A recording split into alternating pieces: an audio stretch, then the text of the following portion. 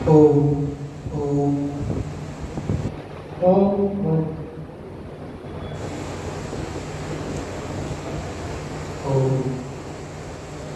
ओम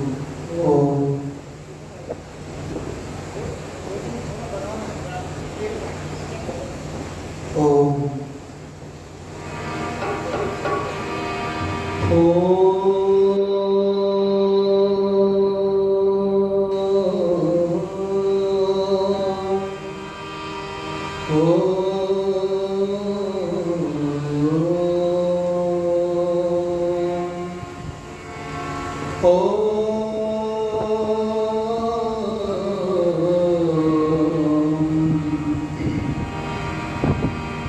या मे धाम देवगणा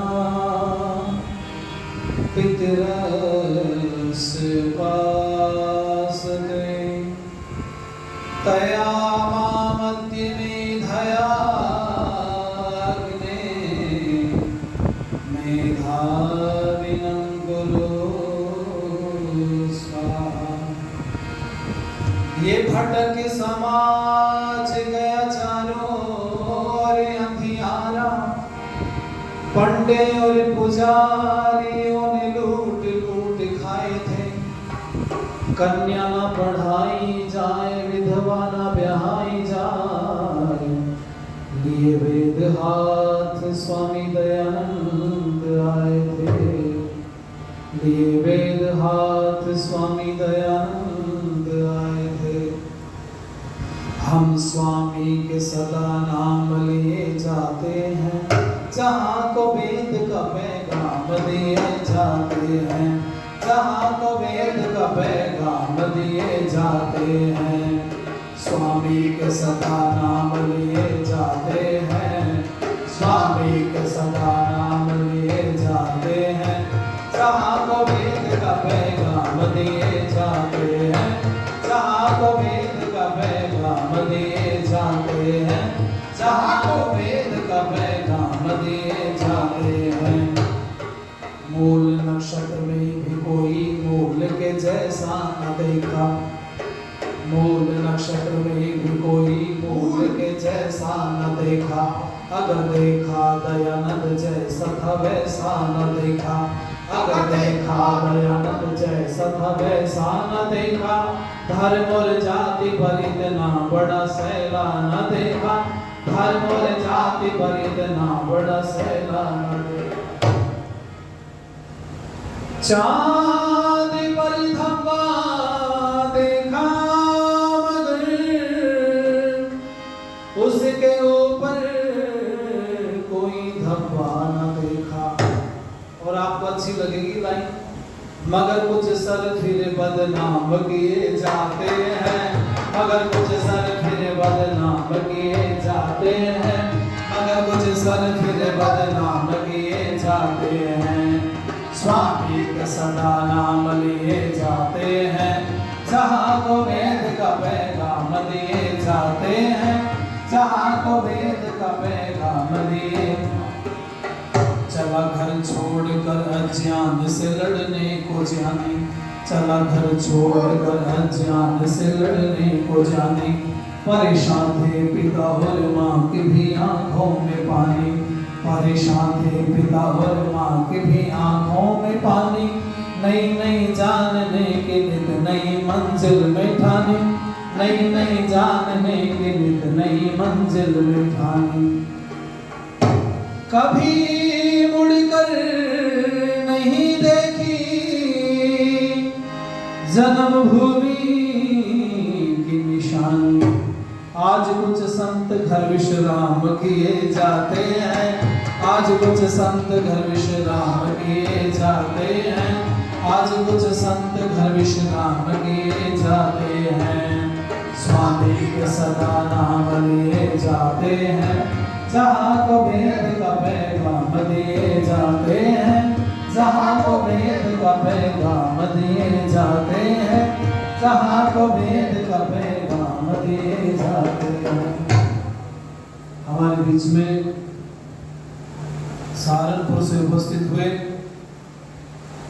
बहुत उच्च कोटि के दार्शनिक सरल विद्वान सौम्यता की प्रतिमूर्ति पूज्य आचार्य शिव कुमार शास्त्री जी और कार्यक्रम का बड़ी विधि के साथ में संचालन कर रहे हैं बहुत विद्वान आचार्य जिनको मैं कहा करता हूँ किसी की विद्वता ठहरती है, किसी का धन ठहरता है, आपकी अवस्था ठहर गई है उतने ही देखते रहते हो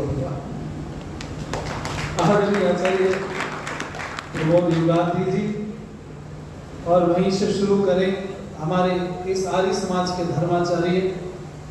आज बहुत बड़ा सुअवसर मुझे प्राप्त हो रहा है आदरणीय आचार्य विश्वदेव जी का नाम लेते हुए कि मुझे आज पहली बार पता चला कि जिनका बेटा मंच पर बैठ के बोल रहा हो तो पिता को नीचे बैठ के कितना गर्व हो रहा होगा। ये बहुत बड़ी बात है और आचार्य जी का विषय भी आज जन्म होते वाला था। हमारे बीच में आदरणीय हमारे बहुत ही विद्वान भजन उपदेशक धर्माचार्य आदरणीय भाई सूर्यदेव वेदांशु जी, हमारे पितृतुल्य भजनोपदेशक आर्य समाज नागोली गेट के धर्माचार्य आदरणीय गुरुजी पंडित करमवीर शास्त्री जी, हमारे गुरुजी जो ढोलक पर साथ दे रहे हैं उनका ऋण मेरे से इस जन्म में नहीं उतरे। वो जनरेटर चल रहा है तो उसमें पानी खुदी थी, पानी आने वाला है, उसको थोड़ा बंद करके 5 मिनट के लिए उसको ऊपर रखेंगे ठीक। और तब तक ये जो है आपातकाल के लिए इस माइक का प्रयोग कीजिएगा। बहुत धन्यवाद हमारे गुरुजी जिन्होंने मेरा निर्माण किया और आर्य समाज की एबीसीडी हमें सिखाई। आदरणीय महर्षि कल्याण जी, मंच पर हमारे दूसरे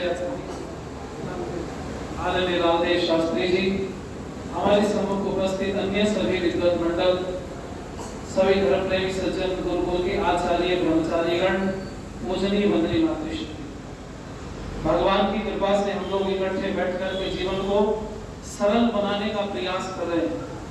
जीवन कठिन हो गया और इसके कई उदाहरण हमारे पास में। मैं आपको बताऊं, जो वस्त्र पहन करके आप यहाँ आए हैं, इन वस्त्रों को पहन करके क्या आप अपने शयन कक्ष में भी बैठते हैं? जब आप सोने जाते हो तो ये कपड़े आपको दुख देते हैं।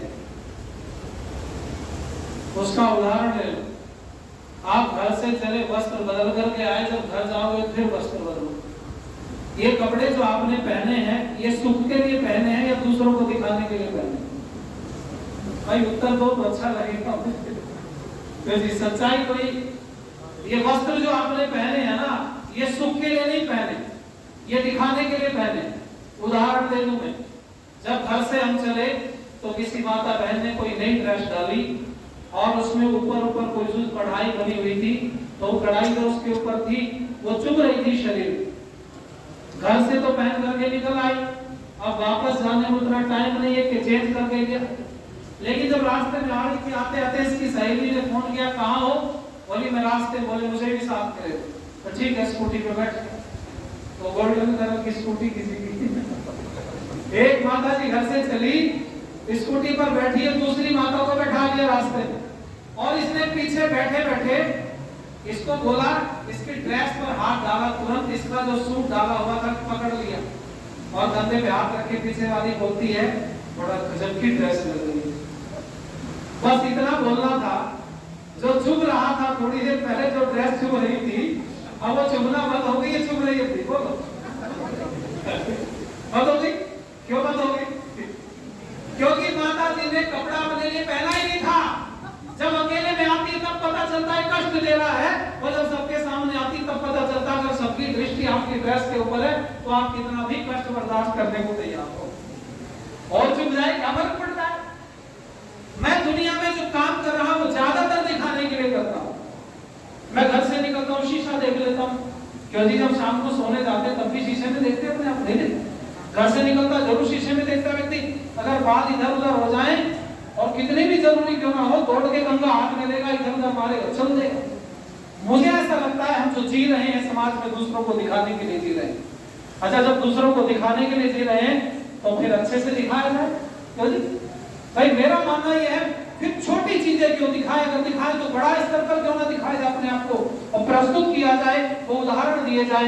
आज मैं कुछ ऐसा विषय अटपट आपके बीच के लेके बैठा हूं, आप लोग सुनोगे तो आपको अच्छा लगेगा, आनंद आएगा। जिस भारत की बात हम लोग कर रहे हैं, ये भारत वास्तव में अगर आप पढ़ेंगे महाभारत कालीन भारत को, तो उस समय भाई छोटे छोटे टुकड़ों में बटा पड़ा। उसका उदाहरण मिलता है जब जरासंध को भगवान कृष्ण ने भीम के द्वारा मरवा दिया उसके घर में, और 100 से ज्यादा राजाओं को उसकी कैद से निकाला, तो पता चला ये 100 राजा 100 देशों के राजा थे और ये अलग अलग भागते रहे। जरासंध ने इनके ऊपर कब्जा कर रखा था, उनको जेल में डाल रखा था, इनको बाहर निकाला और भगवान कृष्ण ने उपदेश दिया भीड़ के सामने खड़ा करके। चारों तरफ भीड़ खड़ी है, 100 राजा हाथ जोड़े खड़े हैं। कृष्ण ने कहा सुनो, जो दुर्गति जरासंध की है वो दुर्गति तुम्हारी भी होगी।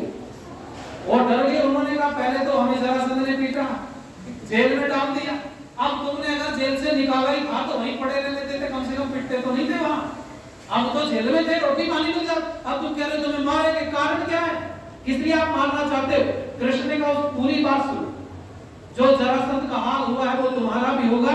अच्छा ये होगा कि तुम अपना राजा युधिष्ठिर को मान लो और अपनी राजधानी इंद्रप्रस्थ को स्वीकार कर लो, हमारी आधीनता स्वीकार करो, हम संकल्प लेते हैं हम किसी भी आपदाई से तुम्हारी रक्षा करने के लिए प्रतिबद्ध। कृष्ण की बात सुनी, सबने हाथ उठा करके समर्थन कर दिया। पता चला ये 100 से ज्यादा देश अलग अलग टुकड़ों में बटे पड़े थे। जब पढ़ा हमने अर्जुन को, तो उलोपी नाम की उसकी पत्नी कहां से आई, पाताल लोक से। पाताल क्या, अमेरिका था। कितने सारे देशों में टुकड़ों में बटा पड़ा था भारत। फिर ये भारत टुकड़ों में बढ़ते बढ़ते बढ़ते स्थिति ये थी भारत की कि भारत के छोटे छोटे मांडलिक राजाओं ने घोषणाएं कर दी, मेरे पास 100 सैनिक के बालक राजा हूं, मेरे पास 500 सैनिक के बालक राजा हूं। हाँ ये भी शुरुआत में मेरी कुछ कहानी आपकी समझ में नहीं आएगी, आप बोलोगे का पता नहीं कहां से अटपटी बातें, पर कहीं जुड़ेगी जाकर के, आप सावधान रहना जरा। ये जब सब व्यवस्थाएं ऐसे चलती रही, मांडलिक राजा हो गए, फिर राजाओं के बीच में एक विचारधारा ने अलग से जन्म लिया। मैं तो आपको बताऊं, अगर हिस्ट्री आप पढ़ें तो आपको पता चलेगा महाभारत के बाद में एक रोमपालों का भी जन्म हुआ। मैं उन छोटे छोटे मतमतांतरों की चर्चा नहीं करता जिन्होंने अत्याचार नहीं किए, ऐसे तो बहुत थे, लेकिन आप हिस्ट्री को अगर पढ़ेंगे इस भारत भूमि की, तो आपकी जानकारी के लिए मैं बताना चाहूंगा अलग अलग विचारधाराओं ने जन्म लिया, रोमपालों ने जन्म लिया, उनके बाद में यहूदी पैदा हो गए, यहूदियों के बाद में क्रिश्चियन पैदा हुए और क्रिश्चियनों के बाद में फिर इस्लाम पैदा हुआ। और ये सब चलते रहे।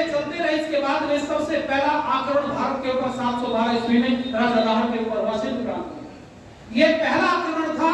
इस आक्रमण में एक और दूसरी कृतज्ञता देखने के लिए मिली कि जिन लोगों को राजा ने पाल रखा था उन्होंने राजा का विरोध किया, दूसरे विरोधियों के साथ में हाथ मिलाकर के राजा को हरवाया। एक तो कृतज्ञता ये थी, और दूसरा सबसे घिनौना काम इस युद्ध में ये हुआ, 712 ईस्वी में राजा दाहर की बेटियों को, सूर्या को, परिवार को बंदी बना करके राजा के सामने परोस दिया गया। वो विषय अलग है कि वो अपनी चतुराई से बच गई वो बहनें, पर ये जो 712 ईस्वी में ये आक्रमण हुआ था, ये विचारधारा थी जिसका नाम था बहावी विचारधारा। आप पढ़िएगा, मैंने 2023 में 76 डिबेट किए और 76 में से 30 से ज्यादा डिबेट केवल इसी विचारधारा के ऊपर थी। अलग अलग बहुत विषय मेरे सामने प्रस्तुत हुए, बड़े सारे लोग आए, उन्होंने बहुत बातें रखी। मेरे सामने एक दिन ऐसा संशय पैदा हुआ, उन्होंने कहा कि तुम्हारी बहन बेटियां माथे पर सिंदूर क्यों लगाती हैं, क्यों बिंदी लगाती, बीच में क्यों पहनती? उत्तर दीजिए, ये आप किसी स्त्री को स्त्री बना रहे, कमजोर बना रहे, हाथों में चूड़ियां क्यों धारण कर रखी तुम्हारी बहन को क्यों? वो कहते हमारे यहाँ सब ये नहीं है, हम तो बराबर कहते हैं, तुम बराबर नहीं मानते, इसलिए सब चीजें तुमने करके स्त्री को कमजोर कर दिया। आप चाहोगे तो इस प्रश्न का उत्तर मेरे से लेना, माथे पर बिंदी, मांग में सिंदूर, पैरों में बिछवे क्यों होते हैं? बहुत बातें निकल करके आई। फिर भारत ने हमले झेलने शुरू किए और झेलते झेलते भारत टुकड़ों में बंटता चला गया।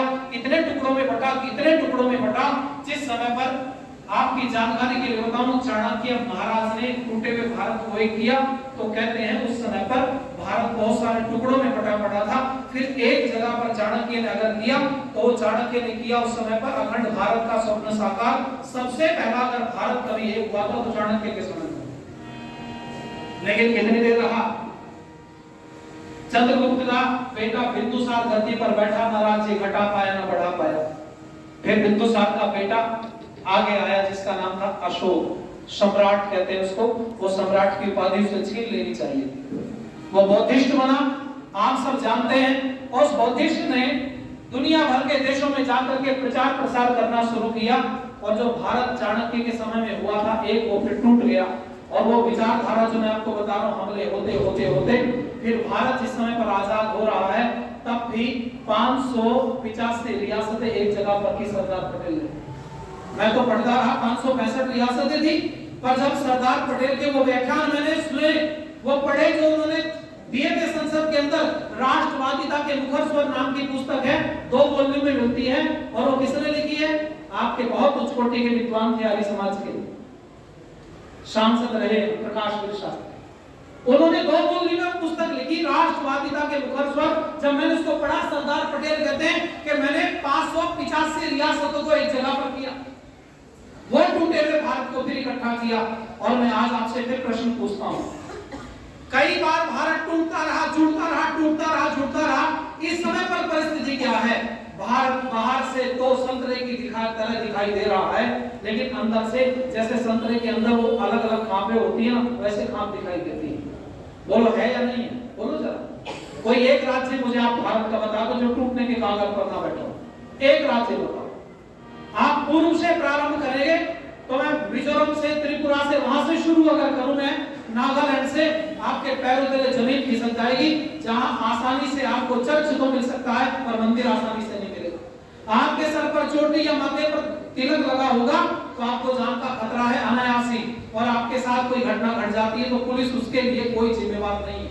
पुलिस आपको ही बोलेगी क्यों माथे पर तिलक लगा के, सर पर चोटी लगा के आप प्रदर्शन कर रहे थे, क्यों? क्योंकि पुलिस में भी उन्हीं के लोग बैठे हुए। ये स्थिति भारत की आज है। मैं आप सबसे कहूंगा जरा ध्यान दीजिएगा, ये लाइनों के ऊपर